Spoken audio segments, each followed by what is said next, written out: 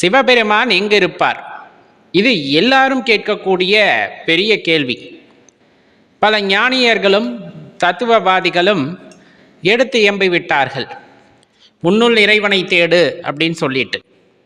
ஆனால் பெரும்பாலும் பார்த்தீங்கன்னா சொல் வழக்கில் மயானத்தில் இருக்கின்றார் அப்படின்னு ஒரு சொற்றொடர் உண்டு, சுடலை பொடி பூசி இருக்கின்றார் அப்படின்ட்டும் சொல்லுவாங்க. அப்போ மயானத்தில் சிவபெருமான் இருப்பாரா? சுடுகாட்டில், இடுகாட்டில், இது போன்ற இடங்களில் சிவபெருமான் இருப்பதற்கான காரணம் யாது என எவ்வளவோ ஆடம்பரமான இடங்கள் இருக்கின்றன.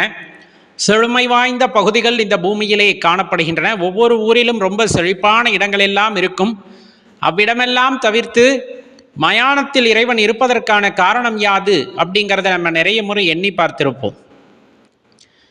எல்லாருமே அந்த கேள்வி மனசுக்குள்ள எழுப்பியிருப்போம். தெளிவாக தெரிந்து கொள்ள வேண்டிய ஒரு விஷயம், இறைவனை உணர வேண்டும். இறைவன் எங்கே இருப்பார் அப்படின்னா எல்லா இடத்துலையும் இருப்பார். நம்ம ஏற்கனவே சொன்ன மாதிரி தான் சர்வவியாபி அப்படின்னு ஒரு வார்த்தையில் நம்ம அதை இப்போதைக்கு நிறுத்தி வச்சுக்கலாம். அப்போ குறிப்பாக அவங்க இந்த மயானத்தை உயர்த்தி சொல்வதற்கான காரணம் யாது? அந்த சுடலை பொடியை பூசி இருக்கிறார் அப்படின்னு சொல்லக்கூடிய காரணம் யாது அப்படிங்கிறத நமது சிற்றறிவுக்கு ஏற்றார் போல யோசிப்போம். நாம் பெரிய அளவில் ஞானம் பெறவில்லை என்றாலும் ஒரு சின்ன சின்ன விஷயங்களை நாம யோசிக்கும் பொழுதுதான் அதற்கான விடையும் கிடைக்கக்கூடும். எல்லோருமே பாடும்போது அதை சொல்லியிருப்பார்கள், சுடலை பொடி பூசி அப்படின்னு சொல்லிட்டு மயானத்துள் இருக்கின்ற இறைவன் அப்படின்ட்டு சொல்றாங்க இல்லையா? அந்த மயானம் அப்படிங்கிறது எதை குறிக்கிறது, எதை குறிக்கிறது அப்படிங்கிறது தான் ரொம்ப பெரிய கேள்வி. நம்ம பார்க்குறோம், சுடுகாடு அப்படின்னு ஒரு விஷயம் இருக்குது, இடுகாடு அப்படின்னு இருக்குது, இதை மயானம் அப்படின்னு சொல்கிறோம். உடல் எல்லாம் அழிந்த பிறகு, உடலை விட்டு அந்த உயிர் பிரிந்த பிறகு அந்த சவமாக மாறிய உடலை எரிப்பதற்கோ தகனம் செய்வதற்கோ அல்லது மண்ணில் புதைப்பதற்கான இடத்தை நாம் அவ்வாறு குறிப்பிடுகின்றோம். அதை எரிக்கும் போது கிடைக்கின்ற சாம்பல் புதைத்தால் ஒன்றுமே இல்லாமல் போகும். நமக்கே தெரியும், காலப்போக்கில் ஒரு சின்ன எலும்பு மிஞ்சுறதே பெரிய விஷயம். அந்த மாதிரி அழியக்கூடிய இடம், உடல் அழியக்கூடிய இடம். நம்ம உண்மை என்று எதை நினைத்திருந்தோம்? உடலை எண்ணியிருந்தோம். அப்படித்தானே? இந்த உடல் தான் நாம் அப்படின்னு எத்தனையோ பல ஆண்டுகளாக நாம் சிந்தித்திருந்தோம்.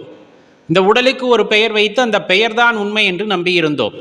அதற்கு பல அரிதாரங்கள் பூசி இதுதான் உண்மை என்று நம்பியிருந்தோம். ஆனால் அது உண்மையா அப்படின்னு கேட்டால் இல்லை என்று உணர்கின்ற இடம் சுடுகாடு. இந்த உடல் என்பது நான் இல்லை அப்படின்னு உணரக்கூடிய ஒரு பெரிய சக்தி வாய்ந்த இடம்தான் சுடுகாடு.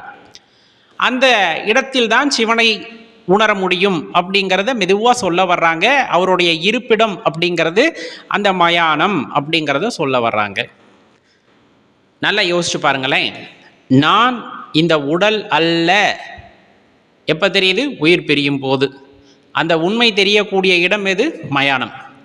இப்போ இந்த நான் என்ற தேடுதல் எப்போ பிறக்கும் அப்படிங்கிறது தான் கேள்வி.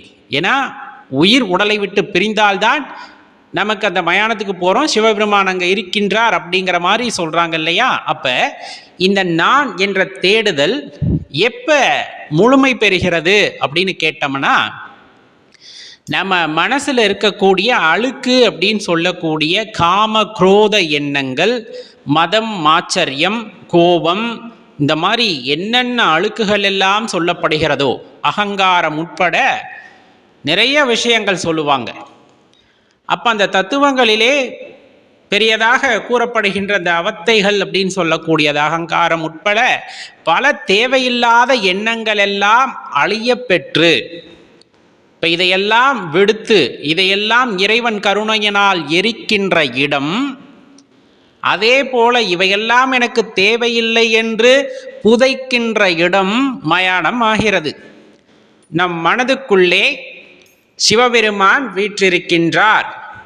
அப்ப இந்த உடல் மெய்யென்று நினைத்தோம். இந்த உடலுக்குள் இருக்கின்ற பல கோபதாபங்கள் போன்ற எண்ணங்கள் எல்லாம் உயர்வென கருதி, அதையே உண்மை என கருதி தலையில் தூக்கி வைத்து ஆடிக்கொண்டிருந்தோம்.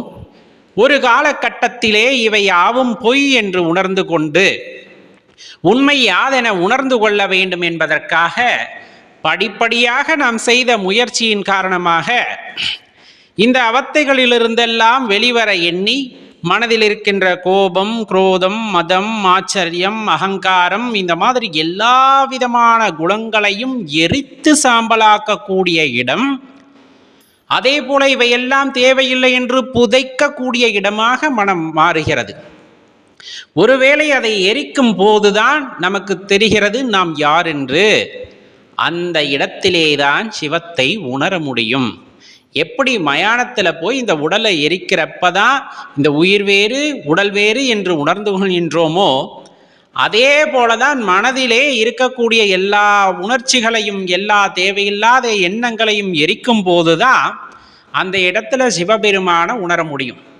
அப்ப மயானத்துள் வீற்றிருக்கின்றார் அப்படின்னு சொல்வது இரு பொருளாக நாம் எடுத்துக்கொள்ளலாம். ஒன்று உடல் அழியக்கூடிய அந்த மயானம், இன்னொன்று தேவையில்லாத குணங்களாக இருக்கக்கூடிய அனைத்து விதமான எண்ணங்களையும் அழித்தொழிக்கக்கூடிய மனம் என்னும் மயானம்.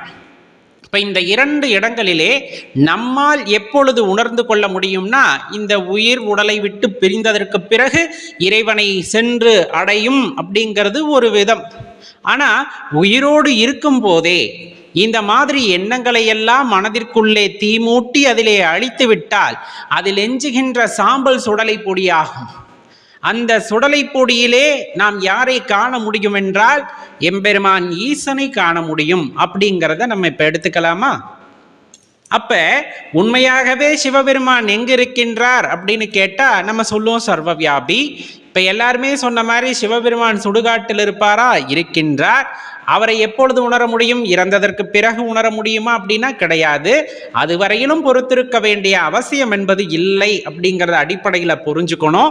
அப்ப புரிஞ்சுக்கிட்டோன்னா வாழும் பொழுதே அந்த மயானத்திற்கு சென்று அறிந்து கொள்ள முடியுமானா, சில பேர் பூஜை பண்றேன் புனஸ்காரம் பண்றேன்னு மயானத்துல போய் பண்றாங்களே, அவங்களால உணர்ந்து கொள்ள முடியுமா? அவர்கள் கர்வத்தினால் செய்கின்ற எந்த விடயத்திற்கும் விஷயத்திற்கும் இறைவன் அடிபடிய மாட்டார். பின்பு எப்பொழுது உணர்ந்து கொள்ள முடியும்? வாழ்கின்ற பொழுதே தேவையில்லாத எல்லா குப்பைகளையும் மனதிலே போட்டு எரித்து அல்லது புதைக்கின்ற அந்த இடம் மயானமாக இருக்கின்றது. அவ்வாறு இந்த தேவையில்லாத எண்ணங்களை எல்லாம் அழித்தொழிக்கின்ற சமயத்திலே உள்ளிருக்கின்ற இறைவனை உணர்ந்து கொள்ள முடியும். அங்கு எம்பெருமான் சிவன் திருநடமாடுவதை நம்மால் உணர்ந்து கொள்ள முடியும். அப்படிங்கிறத நம்ம எடுத்துக்கலாமா? அப்ப ஒரு விஷயத்தை நமக்கு சூசகமாக சில பேர் சொல்லி இருக்கிறார்கள் அப்படின்னா, நமது குருமார்கள் சொல்லி இருக்கிறார்கள் அப்படிங்கும் போது அதில் இருக்கின்ற அடி ஆழமான கருத்துக்களை நாம் உணர்ந்து கொள்ள வேண்டும். இதில் அடியேனும் சிறு பிழைகள் செய்திருக்கலாம். இது அடியேன் சிற்றறிவிற்கு ஏற்றியவாறு கூறப்படுவது தானே தவிர உண்மையா அப்படின்னா குருமார்களே நமக்கு உணர்த்த முடியும். தெளிவா தெரிஞ்சுக்குங்க. ஆனா எம்பெருமான் இல்லாத இடம் என்பது உலகில் ஏதும் இல்லை. ஏதேனும் ஒரு இடத்தை காட்டி இவ்விடத்தில் எம்பெருமான் வீற்றிருக்கிறாரானா இருக்கின்றார் என்றுதான் சொல்ல முடியும். இவ்விடத்திலே இறைவன் இல்லை என்று சொல்வதற்கு யாருக்கும் துணிவில்லை. ஆடுவதும் அசைவதும் எல்லாம் அவனருளாலே அப்படிங்கிறது தான் நிதர்சனமான உண்மை. அதுல மாற்று கருத்து அப்படிங்கிறது எதுவுமே இருப்பதில்லை அப்படிங்கிறத தெளிவா புரிந்து கொள்ள வேண்டும்.